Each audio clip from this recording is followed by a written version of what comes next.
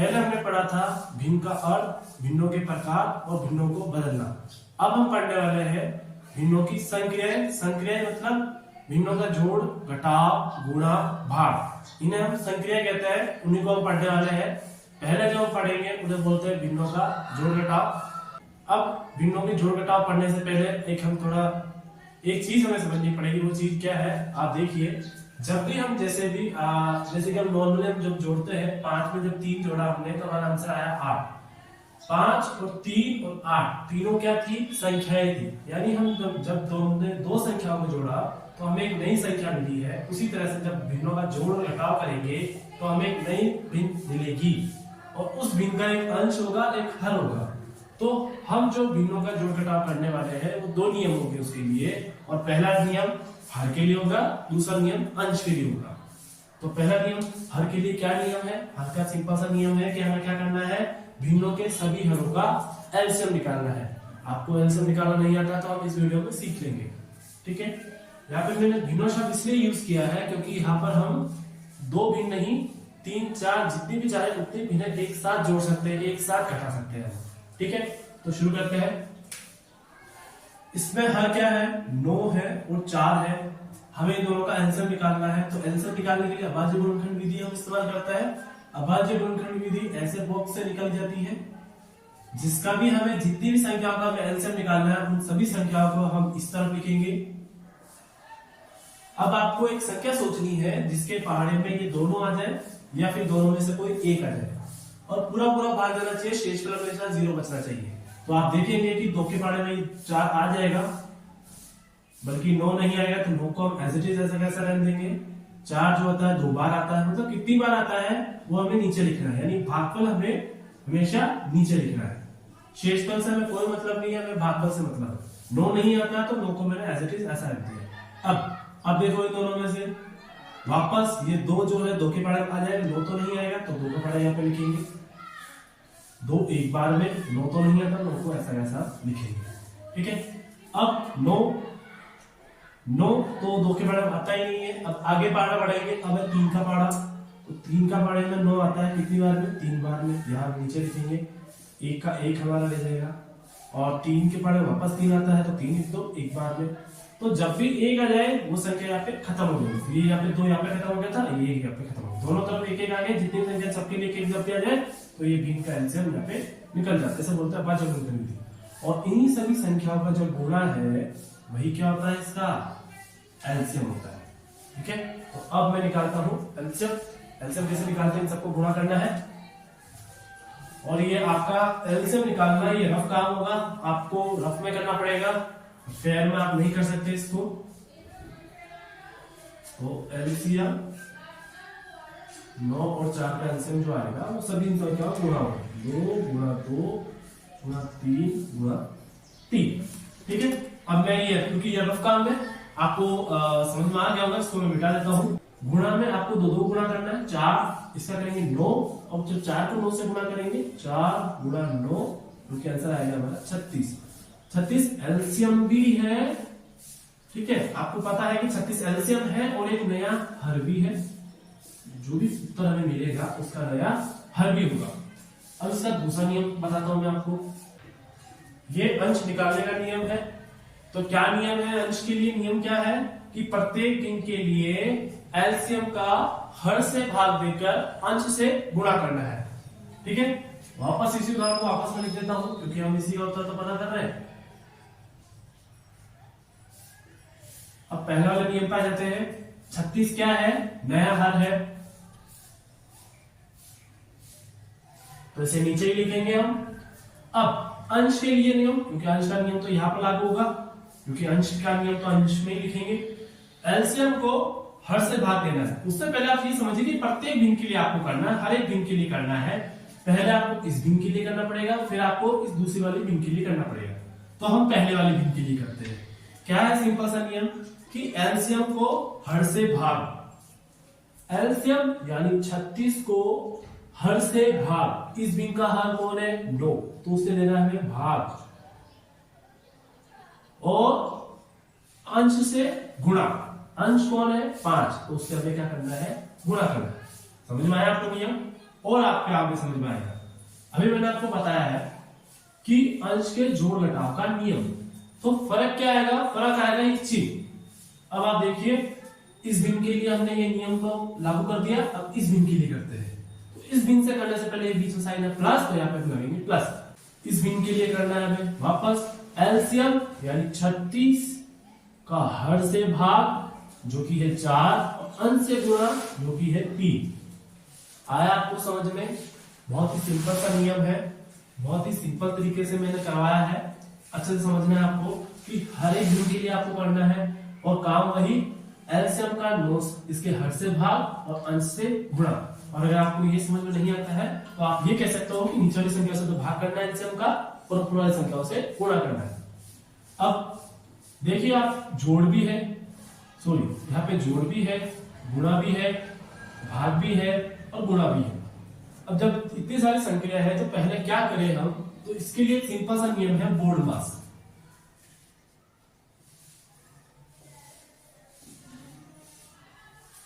Board मास कहता है पहले आपको भाग करना है, फिर गुणा, फिर जोड़, फिर घटाव, और उससे पहले आपको ब्रैकेट सॉल्व करना। तो ब्रैकेट तो यहाँ पे है नहीं, तो हमें पहले करना पड़ेगा भाग। तो पहले हमें इसका भाग करना पड़ेगा, उधर भी इसका हमें भाग करना पड़ेगा। जहां जहां भाग हो रहा है आपको वहां वहां भाग पहले करना पड़ेगा। तो 36 में 9 का भाग देना है, यानी 36 9 के बड़ा कितनी बार में आता है, वो आता है 4 बार में।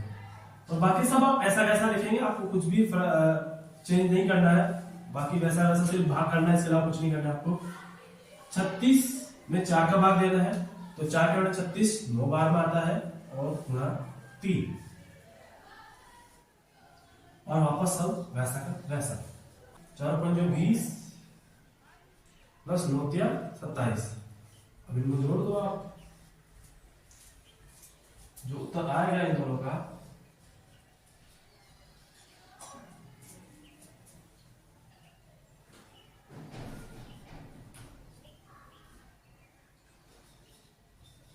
ये इसका उत्तर होगा।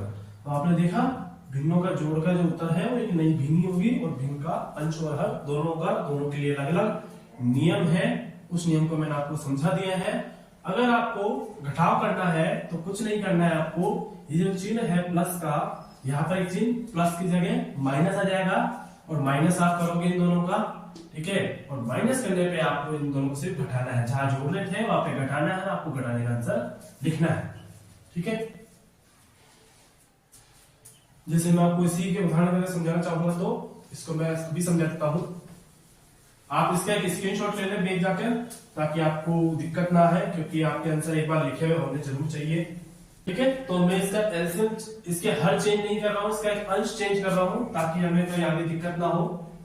वरना अभी आप देखेंगे कि 20 में 27 तो घटा ही नहीं सकते। मैं यहाँ पे 1 लिख रहा हूँ, और सब बाकी वैसा वैसा। आप देखिए 9 और 4 है, तो इनका एलसीएम वही 36 आने वाला है, कोई दिक्कत नहीं है। ये नियम ज्यादातर लोगों को समझ में नहीं आते हैं, तो वापस इसको समझा देता हूं। वापस इस भिन्न के लिए करते हैं एलसीएम का, यानी 36 का हर से भाग और अंश से यानी 5 से गुणा। इसके लिए यहाँ पे हम माइनस साइन लगाएंगे, क्योंकि हम भिन्नों का घटाव सीखने वाले। वैसे दोनों सेम ही है, बस चिन्ह बदलना था यहाँ पर। ये वही एलसीएम का हर से भाग यानी 4 से भाग और हर अंश से यानी 1 से गुणा। आप वापस वही देखेंगे, बोर्ड मास कहता है पहले आप भाग करोगे, फिर आप बाकी चीजें करोगे। तो पहले हम भाग कर लेते हैं, तो 9 के बराबर 36 4 बार में, इसको गुणा 5 से करो। 36 4 के बराबर 9 बार में, इसको 1 से गुणा करो, और 36 20 माइनस 9 बटे 36, 20 में से 9 घटा दो, आंसर आएगा 11 बटे 36। यही तो आपने देखा, जोड़ घटाव में कोई ज्यादा अंतर नहीं है, बस आपको यहाँ पे साइन बदलना है, बाकी सब वही नियम है। अब हम बात करेंगे, हाँ दोस्तों, तो आपने अभी भिन्नों का जोड़ घटाव समझा है। उनमें 2 नियम थे, लेकिन इसकी एक आसान विधि भी है जिसको हम यहाँ करने वाले हैं। देखते हैं क्या है आसान विधि। भिन्नों के जोड़ घटाव के लिए नियम है, हमें अंश में क्या लिखना पड़ेगा, भिन्नों का क्रॉस गुणा, और हमें हर में क्या लिखना पड़ेगा, हरों का गुणा। ये भिन्नों का क्रॉस गुणा क्या है मैं आपको समझाता हूं। शुरुआत करते हैं नियम से, ठीक है। आपको पता है इन दोनों का जोड़ एक नई भिन्न होगी। इसका हर में क्या लिखना है आपको, हरों का गुणा, यानी जिन भिन्नों को जोड़ रहे हो उनके हरों का गुणा लिख दो आप। तो हर 3 और हर 2 का गुणा। ठीक है दोस्तों, तो भिन्नों का क्रॉस गुणा समझने के लिए हम क्या करेंगे, संख्याओं को दूर दूर और अलग रफ में लिखेंगे ताकि हमें आसान समझ में आए। अब बीच में क्या लगा देंगे, हम क्रॉस लगा देंगे। ठीक है, तो अब क्रॉस गुणा करना है हमें, कैसे करना है, हमें 8 को किससे गुणा करना है, तो ये हमें क्रॉस बताएगा। तो 8 का जो निशान है वो जा रहा है 2 की तरफ, यानी 8 2 से गुणा होगा, प्लस बीच में शायद प्लस था तो यहाँ पे प्लस लगा लेंगे। 3, ये 3 किससे गुणा होगा, तो 3 इस 3 से गुणा होगा। ठीक है, तो इस तरह से करते हैं भिन्नों का क्रॉस गुणा। 8 दूनी 16 और 3 3 9, नीचे जो था आंसर आएगा 6, इनका आंसर आएगा 26/25/6। तो आपने देखा कि आपने किस तरह से आसानी से और बहुत ही जल्दी से आपने इन दोनों का जोड़ कर दिया। अब हम घटाव करेंगे। वापस इसी में नियम आ जाता है, तो आपको ये याद रख लेना है ताकि आपको कोई दिक्कत नहीं आए। नीचे हरों का गुणा, हर 5 हर 4 का गुणा। वापस क्रॉस गुणा करना है तो इनको दूर दूर लिख लेंगे। 5 है यहाँ पर, दूर दूर आप लिख लोगे और बीच में क्रॉस चिन्ह लगा दोगे। तो 12 किससे गुणा होगा, 4 से। बीच में साइड माइनस था तो आप माइनस लगा लोगे। अब 3 किससे गुणा होगा, क्रॉस का साइन जा रहा है 5 से, तो 5 से गुणा होगा। आप इसको यहां पर भी समझ सकते हैं कि 12 4 से गुणा होगा, 3 5 से गुणा होगा। ठीक है, लेकिन मैं आपको अच्छे समझाने के लिए आपको रफ में लिख के दिखा रहा हूं। बाद में जब आप इसके प्रैक्टिस करके एक्सपर्ट बन जाएंगे तब आपको ये रफ में लिखने की भी जरूरत नहीं रहेगी। ठीक है, 12 4 48, 3 5 15, 5 4 20, 48 में 15 घटाना है आपको, 33/20। ठीक है, तो आपने देखा कि आपने भिन्नों का घटाव भी बहुत ही जल्द आसान तरीके से कर लिया है। ठीक है, तो ये था भिन्नों के जोड़ घटाव का आसान सा तरीका। अगर आपको सिर्फ 2 भिन्नों का जोड़ घटाव करना है तो आप इस विधि का इस्तेमाल कर सकते हो, लेकिन अगर आपको 3 और 5 का करना है तो आपको उस विधि से इस्तेमाल करना पड़ेगा, उसी विधि को आपको इस्तेमाल करना पड़ेगा। आप उसको भी प्रैक्टिस करके आसानी से और जल्दी से आप कर सकते हैं। तो अब हम भिन्नों का गुणा और भाग समझेंगे। तो शुरुआत करते हैं। पहला है भिन्नों का गुणा। आपको क्या करना है, भिन्नों का गुणा का उत्तर क्या होगा, ऊपर हम लिखेंगे अंशों का गुणा, नीचे हम लिखेंगे हरों का गुणा। ठीक है, इसको एक उदाहरण समझते हैं। अंश को, इस अंश को अंश से गुणा करना है और हर को हर से गुणा करना है। ऊपर वाले को ऊपर वाले से गुणा करना है और नीचे वाले को नीचे वाले से गुणा करना है, और इसका उत्तर आप लिख दोगे। ये इसका उत्तर हो गया। ठीक है, ये सिंपल सा उत्तर है। ऊपर अंशों का गुणा और नीचे हरों का गुणा, और यहाँ पे ये खत्म है। तो शुरुआत करते हैं। क्या करेंगे, पहले भिन्न को कुछ नहीं करेंगे। अभी मैंने बताया कि भाग में भाग के चिन्ह को गुणा में बदलकर, भाग के चिन्ह को गुणा में बदलकर दूसरी भिन्न को पलट देंगे।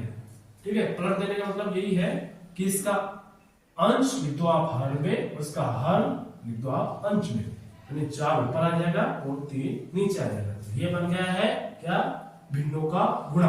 तो इसमें भी यही करना है, अंश को अंश से गुणा करो, हर को हर से गुणा करो। 7 को गुणा करेंगे 4 से और 2 का गुणा करेंगे 3 से। तो हमारा उत्तर आया है 28/6। अब 28 और 6 किसके पाड़े में आता है, अगर हम आगे देखना कोई कोशिश करेंगे तो 28 और 6 2 के पाड़े में आ जाएंगे, और ये 2 से पूरा पूरा भाग जाता है दोनों का। तो हम शुरुआत करते हैं। 28 14 भाग में आ जाएगा और 6 3 भाग में आ जाएगा।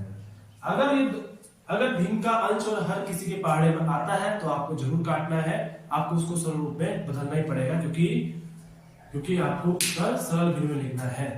ठीक है, तो आशा करता हूं आपको मेरी वीडियो समझ में आई होगी। इसी तरह से मैं आपको ऐसे टॉपिक समझाता रहूंगा। अगर आपको वीडियो पसंद आए तो मेरे चैनल को सब्सक्राइब, वीडियो को लाइक और शेयर जरूर करें। मिलते हैं अगली वीडियो। धन्यवाद।